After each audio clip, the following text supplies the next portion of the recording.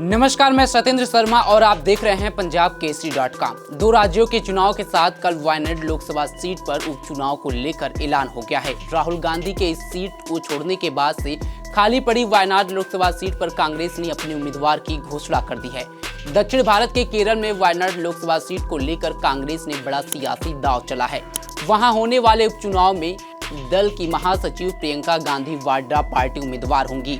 यह ऐलान मंगलवार दिन शाम को ऑल इंडिया कांग्रेस कमेटी की ओर से किया गया। प्रियंका गांधी वाड्रा को इस सीट से उतारना इसलिए भी बेहद अहम है क्योंकि पहले इस सीट से उनके भाई और लोकसभा में विपक्ष के नेता राहुल गांधी सांसद रह चुके हैं। लोकसभा चुनाव 2024 में उन्होंने वायनाड और रायबरेली दो संसदीय सीट से चुनाव लड़ा था और दोनों पर ही जीत का परचम लहराया था। हालांकि नियम के अनुसार उन्हें बाद में एक सीट छोड़नी पड़ी थी। ऐसे में उन्होंने वायनाड से छोड़ने का फैसला लिया और रायबरेली सीट से सांसद बने रहे। यूपी की रायबरेली सीट राहुल गांधी की मां सोनिया गांधी की परंपरागत सीट थी। वहां इस लोकसभा चुनाव में उन्होंने दांव आजमाया और उनका दांव सफल भी साबित हुआ। 2019 के लोकसभा चुनाव में भी उन्होंने अमेठी और वायनाड दोनों सीटों से चुनाव लड़ा था, पर अमेठी में बीजेपी नेता स्मृति ईरानी ने उन्हें हराया था, जबकि वायनाड की जनता ने उन्हें आशीर्वाद देते हुए संसद भेजा। साल 2024 के चुनाव में राहुल वायनाड और रायबरेली की सीट से चुनाव लड़े और दोनों ही सीटों पर जीत का परचम लहराने में सफल हुए।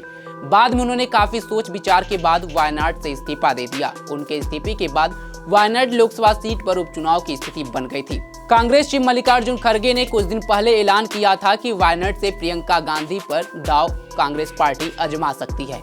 आपको बता दें कि केरल की वायनाड सीट साल 2008 में अस्तित्व में आई। तब से लेकर अब तक इस सीट पर कांग्रेस के प्रत्याशी ही जीत दर्ज कर आए हैं। वहां इस लोकसभा सीट में कुल 7 विधानसभा सीटें आती हैं। साल 2009 से लेकर 2019 तक इस सीट पर कांग्रेस के एम.आई. शाहनवाज सांसद रहे, जिसके बाद 2019 और 2024 के लोकसभा चुनाव में कांग्रेस नेता राहुल गांधी ने जीत हासिल की। कांग्रेस की ओर से प्रियंका गांधी के नाम की घोषणा तब की गई जब इससे पहले दिन में चुनाव आयोग की प्रेस कॉन्फ्रेंस की गई।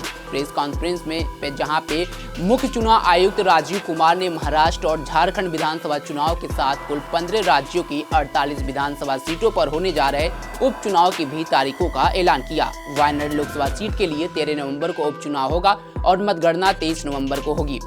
अब वायनाड सीट इसलिए काफी चर्चा में है क्योंकि राहुल गांधी ने जब ये सीट छोड़ने का वादा किया था तो उन्होंने बोला था कि मैं अपनी बहन प्रियंका गांधी को वायनाड की जनता के लिए उनको समर्पित करूंगा, क्योंकि वायनाड की जनता से उन्होंने वादा किया था और अपने वादा के अनुसार अब कांग्रेस पार्टी राहुल गांधी का वो वादा निभा रही है और प्रियंका गांधी को चुनावी मैदान में वायनाड से उतारी है। अब देखना होगा कि राहुल गांधी की तरह वायनाड की जनता क्या प्रियंका गांधी को संसद भेजेगी। अगर ऐसा होता है तो यह पहला मौका होगा जब पार्लियामेंट में भाई बहन एक साथ नजर आएंगे।